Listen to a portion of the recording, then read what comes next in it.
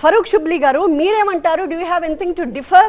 ఈరోజు మీరు ఏదైతే ఈ లవ్ జిహాద్, లవ్ అంటే ప్రేమ, అసలు ప్రేమ గురించి ఇస్లాం ఏం చెప్తుంది? పెళ్లి కన్నా ముందు ప్రేమ అన్న వ్యవహారాన్ని అసలు ఇస్లాం పూర్తిగా నిషిద్ధిస్తుంది. అంతెందుకంటే మీరు ఇంతకు ముందు కూడాను హిజాబ్ కూడాను ఒక పెద్ద వివాదంగా మారింది. హిజాబ్ అనేది స్త్రీ ఎందుకు అని చెప్పేసి పరాయి మగవాడిని చూడకూడదు, లేకపోతే మగవాడు పరాయి ఆడదాన్ని చూడకూడదు అని చెప్పేసి ఒక బేసిక్ కాన్సెప్ట్ అనేది ఇస్లాంలో ఉంది.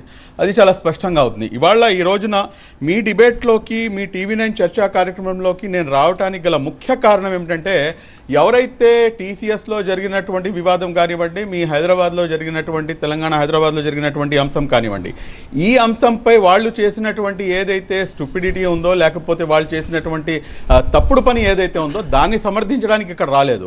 ఇక్కడ ఏమిటంటే దీన్ని ఒక కాన్సిక్వెన్సెస్గా, దాన్ని ఒక మతంతో జోడించి చూపించేటటువంటి ప్రయత్నం చేస్తుంటే, అసలు ఇస్లామిక్ జిహాద్ లేకపోతే ఇస్లామిక్ లవ్ జిహాద్ అని చెప్పేసి, లేకపోతే దేశాన్ని ఇస్లామిక్ దేశంగా మార్చేస్తామని చెప్పేసి ఇక్కడ చాలా స్పష్టంగా ఒక మతంలో నుంచి ఇంకొక మతంలోకి మార్చడానికి జరిగిన ప్రయత్నం మతంతో జోడించే ప్రయత్నమే కదండి. అంటే మతం మార్పు వెరీ గుడ్ మంచి పాయింట్ చెప్పారు కదా మీరు. ఇప్పుడు బలవంతంగా మతం మార్చే అవకాశం, అవునమ్మా మతం మార్పిడి కదా.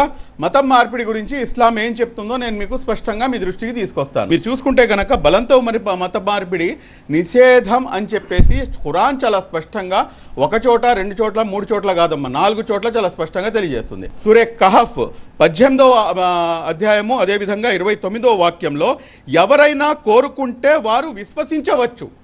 ఎవరైనా కోరుకుంటే అనేది మీరు ఇన్వర్టెడ్ కామాస్లో పెట్టుకోండి. మీరు ఇది నేను చెప్తున్న మాట కాదు, దివ్య ఖురాన్ చెప్తున్నటువంటి మాట. ఎవరైనా కోరుకుంటే వారు విశ్వసించవచ్చు, మరియు ఎవరైనా కోరుకోకుంటే వారు అవిశ్వసించవచ్చు. This is what Quran teaches us. ఇప్పుడు ఖురాన్ ఏం చెప్పింది అన్న మీమాంస లేదు, ఆ డిబేట్ ఇప్పుడు నడవట్లేదు. కానీ వాస్తవంగా ఏం జరుగుతోంది అన్నది మనం ఇక్కడ మాట్లాడుతూ ఉన్నాం. షుబ్లీ గారు, అన్ని మత గ్రంథాలు మంచినే బోధిస్తాయి, కానీ దాన్ని ఎంతవరకు పాటిస్తున్నారు, వాస్తవంలో దాని ఆచరణలో పెడుతున్నారా లేదా అన్నదే కదా ఇక్కడ చాలా కీలకం. ఇప్పుడు వెలుగు చూసిన ఈ ఘటనలు అందుకు భిన్నంగా కనిపించట్లేదా? మీరేమంటారు? ఆ అంశాన్ని మీరు పర్టికులర్ గా ఆ అంశం వరకు ఉంచండి. దాన్ని తీసుకొచ్చి మొత్తం మతంపై, లేకపోతే లవ్ జిహాద్ అని చెప్పేసి, ఇస్లామియా జిహాద్ అని చెప్పేసి, ముస్లింలందరూ ఇలాంటి వాళ్లే, లేకపోతే ఇస్లాం మొత్తం ఇదే చెప్తుంది అని చెప్పేసి మీరు ఎవరు చెప్పడానికి? yes I agree with you. ఇప్పుడు ఇది చాలా ఆర్గనైజ్డ్ గా జరుగుతున్న ఒక ప్రక్రియ అని చెప్పి ఇందాక శశిధర్ గారు మాట్లాడారు. I think he has a book in his hand. ఏంటంటే ఆ పుస్తకం ఏంటి, ఏం చూపిద్దాం ప్రయత్నిస్తున్నారు. ఒక నిమిషం షుబ్లీ గారు, ఒక్క నిమిషం.